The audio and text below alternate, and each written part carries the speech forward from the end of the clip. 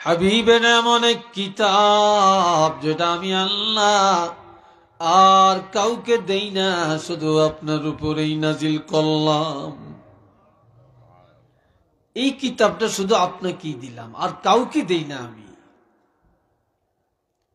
আপনি রাসূল যত বড়, এই কিতাব তত বড়। আপনি যত সম্মানী, কিতাব তত সম্মানী। ঠিক না? এই কিতাব আপনাকেই দিলাম। এই কিতাবের দাওয়াত দেওয়ার ক্ষেত্রে মন ঘাবড়াবেন না, সংকীর্ণতা অবলম্বন করবেন না। দাওয়াত বন্ধ করা যাবে না। সব নবীরা কষ্ট করেছে, আপনাকেও কষ্ট করা লাগবে। দিন প্রচারে সব নবীরা কষ্ট করছে না? কথা বলে না, করছে কিনা? আমরা তো কষ্ট করি না, আমরা তো আইসি তৈয়ারিয়া বস্তু, তৈয়ারিয়া, যেটাকে বলে হাউয়া দন। সব নবীরা কষ্ট করেছে, আপনাকেও কষ্ট করা লাগবে, মাইর খাওয়া লাগবে, গাল মন্দ শোনা লাগবে। এতে করিয়া মন ঘাবড়াবেন না, যন্ত্রণা বোধ করবেন না। দাওয়াত বন্ধ করা যাবে না। তবে একটা কথা জেনে রাখবেন, আপনার দায়িত্ব হলো মানুষকে হক কথা বলা, কোরআনের দাওয়াত দেওয়া। হেদায়েতের মালিক আমি আপনাকে বানাই না। আপনি দাওয়াতি দায়িত্ব পালন করবেন। কে মানে কে মানল না, এটার চিন্তা আপনার করা লাগবে না। কেননা হেদায়েতের মালিক হলাম আমি আল্লাহ। হেদায়েত কার হাতে? আওয়াজ দিয়া বলেন, আরো জোরে বলেন, আল্লাহর হাতে। তবে ওয়াজিকরা লিল মুমিনিন, এই কিতাবের উপদেশ আমি আল্লাহ দিয়েছি শুধু ঈমানদারের জন্য। এই কিতাবে নামাজের উপদেশ, যাকাতের উপদেশ, পর্দার উপদেশ, হজের উপদেশ, রোজার উপদেশ, ব্যবসার উপদেশ, মা বাপের খেদমতের উপদেশ, বিবাহের উপদেশ, তালাকের উপদেশ, রাজনীতির উপদেশ, অর্থনীতির উপদেশ। এই কিতাবের মধ্যে এই জিন্দিগি কিভাবে চালাবে উপদেশ, কোন পথে মরবে এই উপদেশ। এই কিতাবে কবরের কথা, হাসরের কথা, জান্নাতের কথা সব আমি আল্লাহ ঈমানদারের জন্য সাজিয়ে রেখেছি। একটু চিল্লিয়ে বলেন না সুবহানাল্লাহ।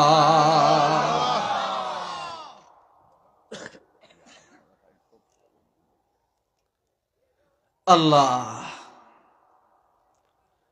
আজকাল তো এই কিতাব প্রত্যেকটা ঘরেই আছে। কি ভাই, আছে কিনা? প্রত্যেকটা ঘরে আছে না? শুধু একটা না, অনেক। জানে সবাই, কিন্তু কাজে নেই। ঠিক নেই? কাজে নাই।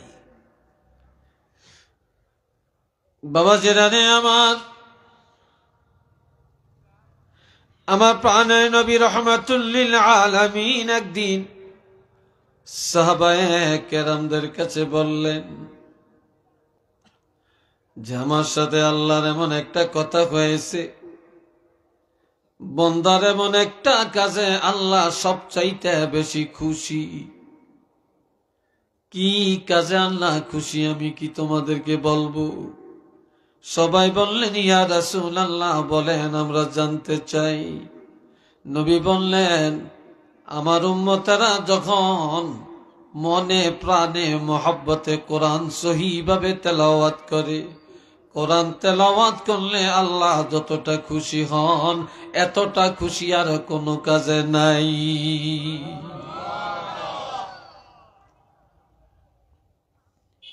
নফল ইবাদতের মধ্যে আফজালুল ইবাদাতি তেলাওয়াতিল কোরআন, সর্বোত্তম ইবাদত হইল কোরআন তেলাওয়াত করা। আমার দিকে চান। এখন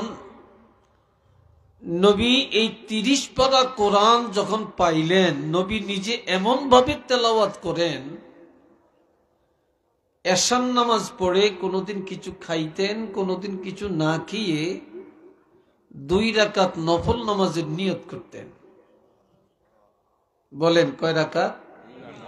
আওয়াজ দিয়া বলেন কয় রাকাত? 2 রাকাত। এই 2 রাকাত নামাজের মধ্যে নবী সারা রাত দাঁড়ায়া দাঁড়ায়া 30 পারা কোরআন খতম করে দিতেন।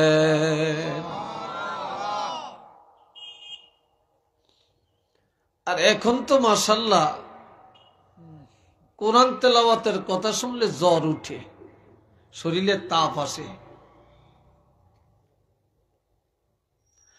আবার যেখানে খতম তারাবি রমজানে হয়,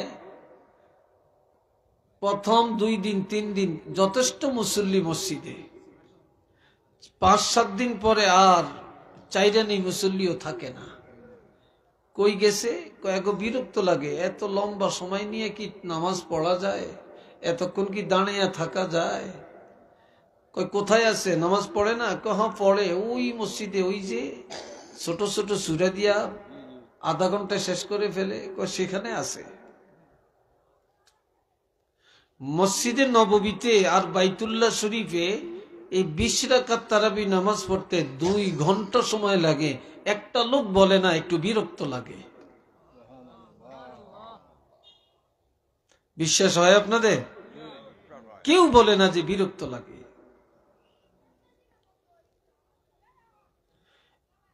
এ বন্ধুরা নে আমার, সারা রাত দাঁড়ায়া দাঁড়ায়া নবীজি কোরআন তেলাওয়াত করেন। নবীর কোরআন খতম হয়ে যায়, মসজিদে নববীর মধ্যে ফজরের আজান শুরু হয়। নবীর কোরআন তেলাওয়াত শেষ, খতম হয়ে যায় কোরআন, ফজরের টাইম হয়ে যায়, আজান শুরু হয়ে যায়। আবার দিনের বেলায় নবীর আরাম নাই, মানুষের কাছে গিয়া গিয়া কোরআনের কথা বলেন। এর মধ্যে অনেকে সিদ্ধান্ত নেয় নবীকে মেনে নিবে, কোরআন মেনে নিবে, এক আল্লাহর উপরে ঈমান আনবে। কিন্তু বেজাল লাগাইছে যে একটা মেয়ে লোকে। অধিকাংশ বাড়িতে সমাজে দেখবেন বেজালের জন্য 1 নম্বর হোতা মহিলারা। কথা ঠিক কিনা? জালে জালে খুব ভালো ফেতনা লাগাইছে মহিলারা। শাশুড়ি বউ খুব ভালো, বেজাল লাগাইছে আরেকজন মহিলায়। ঠিক কিনা? আরেকজন মহিলায়। বাড়ির মহিলারা খুব ভালো, একজনের লগে আরেকজনের আংটা লাগিয়ে দিছে আরেক মহিলায়। ঠিক না? ছেলে বিদেশ থাকে, অনেক ভালো, বাপের কাছে ভালো, মার কাছে ভালো, টাকা পাঠায়, রুজি করে, ছেলেরে দেয়, মেয়েরে দেয়, মা বাপরে খাওয়ায়, বাপেরে খাওয়ায়, ভাইয়ে করে দেয়, আবার বইনে করেও দেয়, গরিবেরও দেয়, মসজিদ মাদ্রাসায়ও দেয়। কিন্তু এই দানের হাতটা বন্ধ করিয়া দেয় মেয়ে লোকে। আপনি বেকেরে এইভাবে দিতে আসেন, আপনার ভবিষ্যতের লাই কি করছেন? কিরে ভাই, কথা ঠিক কিনা? আসেনি এরকম? এই বেজাল লাগানোর জন্য 1 নম্বরে হইল মেয়ে লোক। তবে আমনগো দেশের মেয়ে লোকের বলি না, এরা ভালা। আমনগো দেশের মেয়ে লোকের এরা ভালো হইতে পারে। আল্লাহ এ ভাইরা রে আমার, যত জায়গায় বেজাল, দূরের মানুষ, অপরিচিত মানুষ বেজাল করে না। যখনই দেখবেন একান্ত পকেটের লোকেই বেশি বেজাল করে। দুনিয়াতে যত মামলা মোকদ্দমা, যত মারামারি, ডাকাতি, চুরি, দেখবেন খুব কাছের লোক, ঠিক না? খুব কাছের লোক, দুশ্মনী হয় কাছের লোকের সাথে, জাগা জমিন লিয়া ঝগড়া লাগে চাচা ভাতি যায় ভাইয়ে ভাইয়ে, ঠিক না? অন্যের সাথে না, বংশের মানুষের সাথে। নবীর আপন চাচি, নবীর আপন চাচি আবু লাহাবের স্ত্রী, ও নাম হইল উম্মে জামিলা। কি ডকের নাম? অর্থ হইল রূপসীর মা। এ মেয়ে লোকটা যায় বেজাল লাগায়। নবী যেখানে যেখানে দাওয়াত নিয়ে গেছে তাদের বাড়ি হাইটে হাইটে বলতেছে, এই মোহাম্মদ কি খবর নিয়ে আসছে? কয় এক আল্লাহর কথা বলছে, মোহাম্মদ রাসূল দাওয়াতটা দিছে, আর সুন্দর একটা কিতাবের কথা বলছে। তোমরা কি বলছো? আমরা সিদ্ধান্ত নিছি অনেকেই যে আমরা নবীরে মেনে নিব, এক আল্লাহকে মেনে নিব, আমরা এই কোরআন মেনে নিব। একটু সুবহানাল্লাহ বলতেন না? এখন মেয়ে লোকটা যে বলে এক সর্বনাশ হইছে। কি সর্বনাশ? কয় তোমরা জানো না? আমি জানি, এই মোহাম্মদ আমার ভাতিজা, আমার ঘরের পাশেই তার ঘর। যে আসল ঘটনা জানো না? কয় কি ঘটনা? কয় এই কোরআনের মধ্যে কোনো শান্তি নাই। আরো আস্তে কন, কোরআনে কি নাই? শান্তি নেই। মেয়ে লোকটা যে কেমন না হুইচপাত দিছে। কিভাবে বুঝলা? মোহাম্মদ এই কোরআন পায়া সারা রাত ঘুমায় না, দাঁড়িয়ে দাঁড়িয়ে কোরআন পড়ে। কাজে তোমরা যদি এই নবীরে মানো, তোমরা যদি কোরআন মেনে নাও, জীবনে কোনো দিন ঘুম যাইতে পারবা না। জীবনে আর ঘুম যাইতে পারতা না। যেহেতু রাসূলুল্লাহ ঘুমায় না, তোমরা জীবনে ঘুম যাইতে পারতা না। যেই কোরআন মানলে, যেই কোরআন পড়লে ঘুম যাওয়া যায় না, সারা রাত দাঁড়িয়ে বক বক করুন লাগে, এই কোরআন তো শান্তির কোরআন না, এটা অশান্তির কোরআন। একটু চিল্লিয়া বলেন নাউযুবিল্লাহ। আপনারা বলেন কোরআনের মধ্যে আরাম না বেরাম? শান্তি না অশান্তি? তো এখন এই মেয়ে লোকটার কথা শুনে যারা কোরআন মেনে নেওয়ার সিদ্ধান্ত নিছে, তাদের মনটা ঘুরে গেছে, তাদের মনটা ঘুরে গেছে। নবীর মনে কষ্ট হয়েছে না? আসছেনি কষ্ট? এখন আমার আল্লাহ নবীকে ডাক দিয়ে বলতেছেন, তাহা, হে আমার বন্ধু, মা আনজালনা আলাইকাল কুরআন লিতাশকা, আমি অশান্তির জন্য কোরআন নাজিল করি না, কাউকে কষ্ট দেওয়ার জন্য আমি আল্লাহ কোরআন পাঠাই না। কোরআন দিয়েছি শান্তির জন্য, আরামের জন্য, রহমত বরকতের জন্য। কোরআন দিয়েছি নাজাতের জন্য, কোরআন দিয়েছি আল্লাহকে পাওয়ার জন্য, কোরআন দিয়েছি জান্নাতি হওয়ার জন্য। কাজেই সারা রাত দাঁড়িয়া দাঁড়িয়া আর কোরআন পড়বেন না। রাতের কিছু সময় ইবাদত করেন, কিছু সময় ঘুম যান, আরাম করেন। দিনের কিছু সময় আরাম করেন, কিছু সময় দাওয়াত দেন। যারা মনে করে কোরআনে শান্তি নাই, তাদের মুখের মধ্যে যেন চুনকানি লাগে। সারা পৃথিবীর মানুষ যেন জানতে পারে এই 30 পারা কোরআনের মধ্যে রহমত আছে।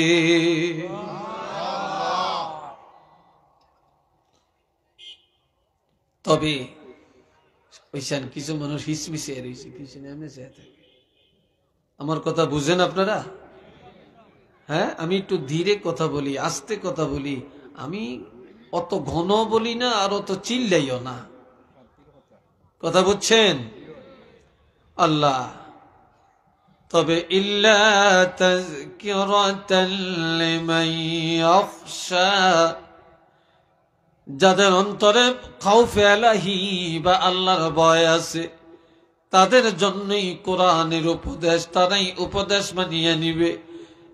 আল্লাহর ভয় যাদের অন্তরে নাই, ইমানের মাদ্দা যাদের মধ্যে নাই, তারা কোনদিন কোরআনের উপদেশ মানিয়ে নিবে না। এ বাবাজিরা রে আমার, কেমন কোরআন আমরা পাইলাম?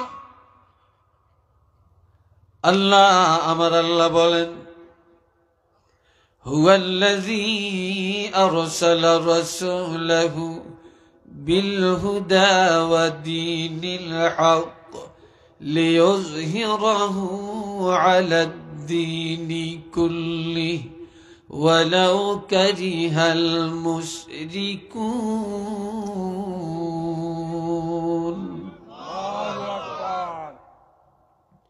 তিনি আল্লাহ, যিনি তার রাসূলকে পাঠালেন বিল হুদা, কোরআন সহ। কি সহ?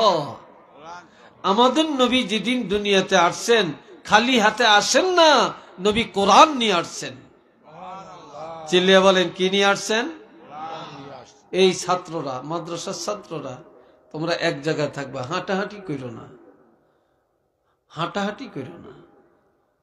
আর মোবাইল দিন একটু সাইলেন্ট করে রাখেন। জীবনে কত মোবাইল আসছে, কত রিসিভ করছেন। মোবাইল আসলেই কানো দরিয়া দৌড় দেয়, খারাপ দেখা যায়। আমারটা তো আমি সাইলেন্ট করে রাখছি। এটা তো একটা বিশৃঙ্খলা হয়। এ বন্ধুরা রে আমার,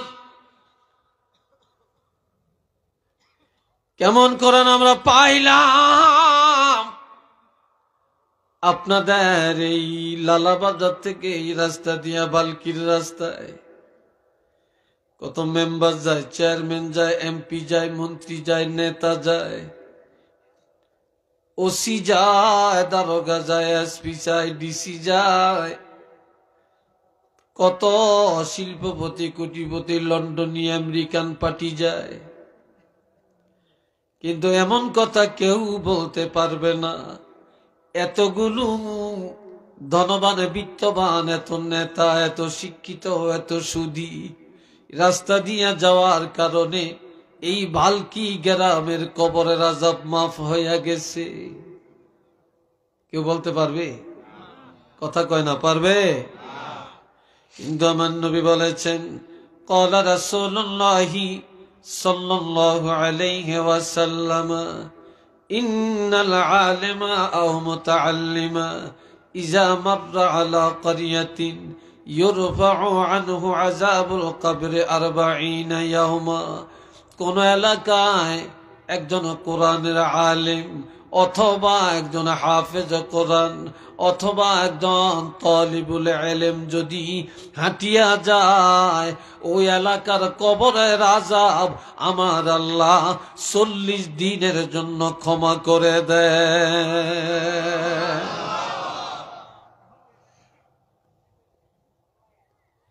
এটা ব্যক্তির কারণে না, এটা আল্লাহর কোরআনের নূর ভিতরে থাকার কারণে। আল্লাহ পাক এত মর্যাদা দিয়েছেন, একটু চিল্লিয়ে বলুন সুবহানাল্লাহ।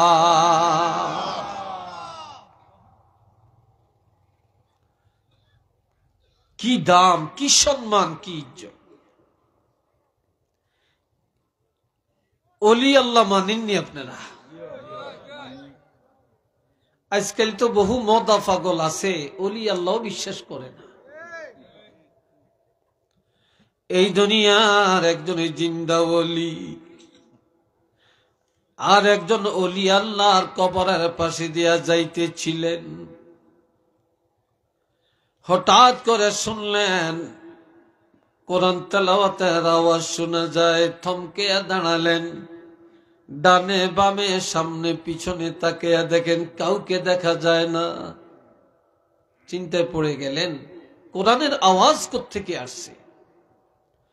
স্থির ভাবে দাঁড়িয়ে শুনতেছেন, মাটির নিচের থেকে কোরআন তেলাওয়াতের আওয়াজ আসতেছে। এটা শুনে তিনি আশ্চর্য হয়ে বলে ফেললেন, সুবহানাল্লাহ, সুবহানাল্লাহ। চলে গেলেন। রাত্রিবেলায় মুর্দা অলি কবরের অলি স্বপ্ন যোগে আসিয়া দেখা দেয়, দেখা দিয়া বলে ওর ভাই জিন্দা অলি, দিনের বেলায় আমার কবরের কাছে দিয়া যাওয়ার টাইমে সুবহানাল্লাহ বলে চিল্লাইয়া উঠলা, চিৎকার দিলা কেন? বলে ভাই কোরআন তেলাওয়াত শুনে। বলে ও জিন্দাওয়ালি, আমি কবরে যাওয়ার পরে এই পর্যন্ত হাজার হাজার কোরআন খতম করেছি রুহানি ভাবে, তবে আমার সবগুলি কোরআন খতম তোমাকে দিয়ে দিলাম, তোমার সুবহানাল্লাহটা আমাকে দিয়ে দাও। বলে কেন? কয় দুনিয়ায় থাকা কালে একবার সুবহানাল্লাহ বললে যেই সওয়াব পাওয়া যাবে, কবরে যাওয়ার পর লক্ষ লক্ষ বার কোরআন খতম করলে এই একবার সুবহানাল্লাহর সওয়াব পাওয়া যাবে না। এটা চিল্লে বলেন না মারহাবা।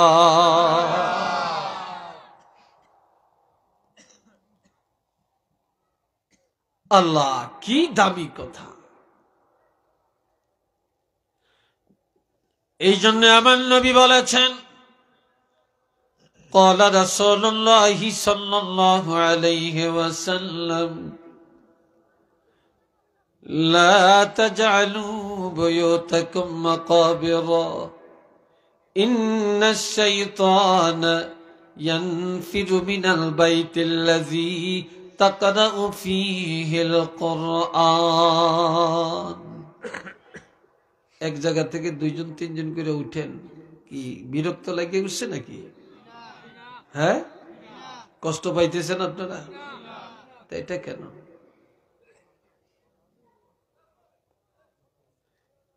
কথা মাত্র যেন শুরু না করলাম নাকি?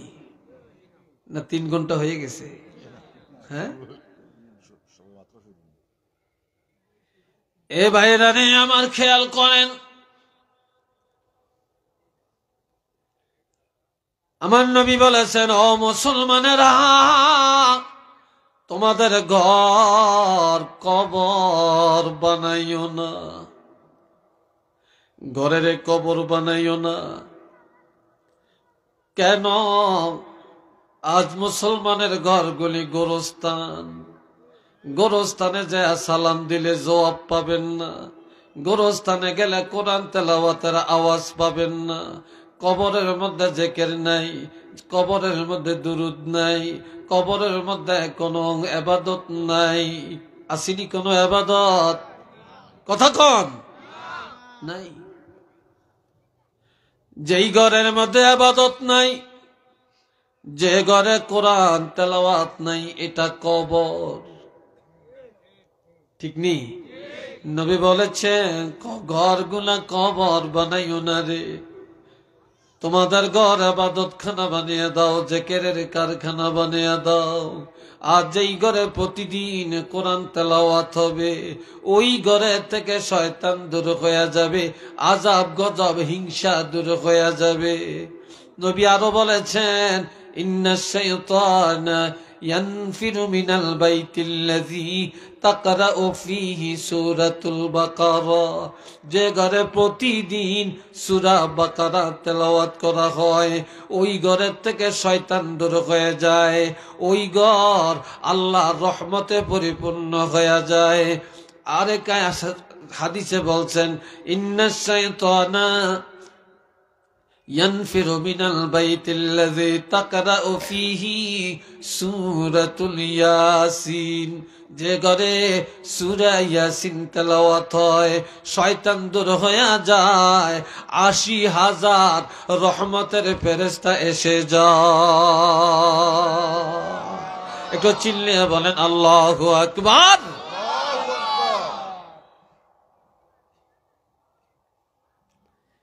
কত দাবি, কত সুন্দর কথা রাসূল বলছেন। এ ভাইরানে আমার, তবে আজ মুসলমানের ঘর কবরের হার মানাইছে। ঠিক নি?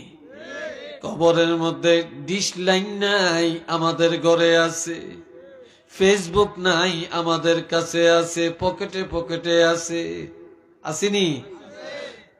কবরের মধ্যে নাটক নাই, আমাদের ঘরে আছে। টেলিভিশন নাই, আমাদের ঘরে আছে। আসিনিও? হ্যাঁ, আমাদের ঘরের মধ্যে আছে। মহিলারা স্টার জলসা যদি না দেখে মাথা গরম, ঠিক না? মাথা গরম। যুবক যুবতীরা ফেসবুকের মধ্যে না ঢুকলে মাথা গরম। বাবা ভালো একটা মোবাইল না দিলে ছোট ছোট বাচ্চারা খানা খায় না। মা মোবাইলটা চালু দিয়া দেয়, একদিকে বাচ্চারা মোবাইল দেখে খেলা দেখে, আর একদিকে মা বাচ্চারা মুখে খানা ঢুকাইয়া দেয়। কথা ঠিক না?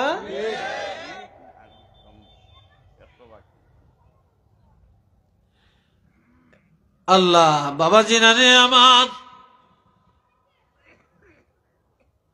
একটা মহিলা ইমাম গাজ্জালি আল্লাহর ওলি, তিনি মরুভূমির জমিনে দিয়া হাঁটেন। হাঁটতে হাঁটতে হাঁটতে হাঁটতে আসরের নামাজের সময় হয়ে গেল। ওযু করবেন, নামাজ আদায় করবেন, পানি নাই। কি নাই? কথা কয় না। কিরে জয়নারা কি ঘুম যাস নাকি? এই জয়নারা কই গেছ তোরা? জোরে বলেন, কি নাই? মাশাআল্লাহ, এই না দেখা যায় জোয়ান আছে। বুড়া কয়জন? 10-12 জন হইব, নাহলে 20 জন হইব। আর সব তো যুবক। যুবকরা লাগে যেন একটা আত্মরা হয়ে গেছে, লাগে যেন এই মনে হয় যেন এই জানুয়ারি মাসে ভাতই খায় না। কি কোন আপনারা? একটু জোরে সরে একটা আওয়াজ দেন, নারায়ে তাকবীর, নারায়ে রিসালাত, আল কোরআনের আলো, আল হাদিসের আলো, বালকি হাফিজিয়া মাদ্রাসা। সবাই বলেন মাশা আল্লাহ। রাগ করছেন? আল্লাহ খুশি না বেজার? খুশি। ইমাম গাজ্জালি মরুভূমি দিয়ে হাঁটতেছে, তো ওযুর পানি নাই, ওযু করতে পারেন না, আসরের নামাজটাও আদায় করতে পারতেছেন না। এমন সময় ঘরের ভিতর থেকে একটা যুবতী মেয়ে দেখে হুজুর কি যেন তালাশ করতেছে, দেখতেছে। আড়ালে তাকিয়া বলে, হুজুর কি চান? হুজুর কি চান আপনি?